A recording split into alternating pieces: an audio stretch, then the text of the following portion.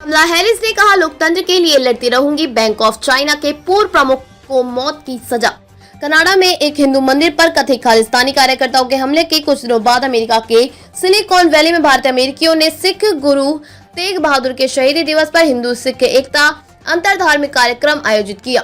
सप्ताहांत में सैक्रामेंटो स्थित गुरुद्वारा संत नगर द्वारा आयोजित इस कार्यक्रम में हिंदू, सिख और अन्य समुदाय के 200 से अधिक सदस्यों ने भाग लिया है।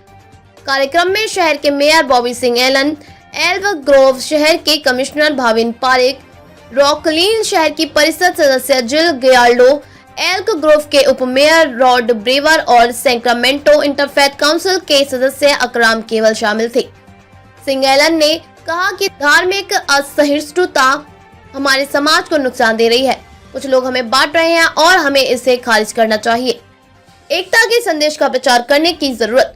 मुख्य भाषण में संत सागर गुरुद्वारा को नरिया दरपाल हुंदल ने कहा कि गुरु तेग बहादुर साहब ने धर्म की रक्षा के लिए अपना बलिदान देकर एकता का जो संदेश दिया है, हम सभी को उसे कायम रखना चाहिए और उनकी आज्ञा माननी चाहिए। हमें चाहिए कि आपसी भाईचारा व प्रेम की आवश्यकता के मिशन का प्रचार प्रसार करें। बैंक ऑफ चाइना के पूर्व प्रमुख लियू को भ्रष्टाचार में मिली मौत की सजा।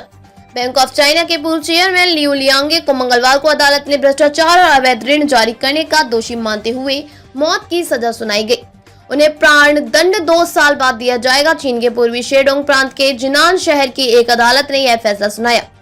उन्हें 121 मिलियन युआन 141.61 करोड़ रुपए से अधिक की रिश्वत लेते हुए पकड़ा गया था। इजरायली उद महोत्सव में राकेश और कालीनाथ से जलवा बिखेरा। इजराइल में भारतीय संगीत के प्रशंसकों की बीच लोकप्रिय संगीतक और ग्रैमी पुरस्कार विजेता बांसुरी वादक राकेश चौरसिया ने यहां 25वें अंतर्राष्ट्रीय उद महोत्सव में अपनी स्वर लहरियों से श्रोताओं को मंत्रमुग्ध कर दिया।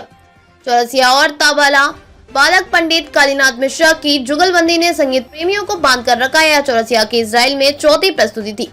उनके चाचा पंडित हरिप्रसाद चौरसिया विश्वविख्यात बांसुरी वादक रहे। राकेश चौरसिया ने कहा, मुझे यहाँ बार बार आना पसंद है क्योंकि यहाँ श्रोता हमेशा गर्मजोशी से स्वागत करते हैं। इस बार भी अच्छा अनुभव रहा।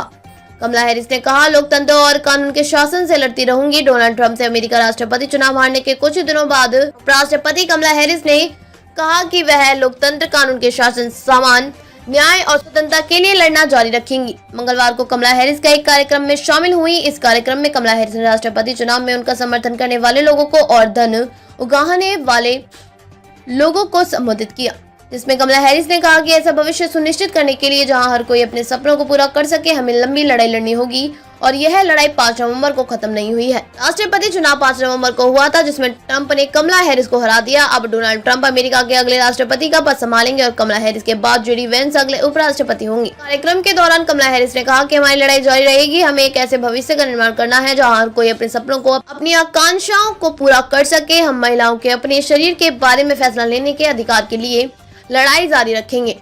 उन्होंने कहा कि हम अपने लोकतंत्र, कानून के शासक और समान न्याय के लिए लड़ाई जारी रखेंगे। उपराष्ट्रपति ने कहा कि यह एक अनिश्चित समय है। हम अनिश्चितता और उस हर चीज से घिरे हुए हैं जो हमें चिंता में डालती है। हम शक्तिहीन नहीं हैं और हमें कड़ी मेहनत करनी होगी। हमें दृढ़ निश्चयी बने रहना चाहिए। स्वतंत्रता और सम्मान के अवसर के लिए लड़ाई 5 नवंबर को समाप्त नहीं हुई।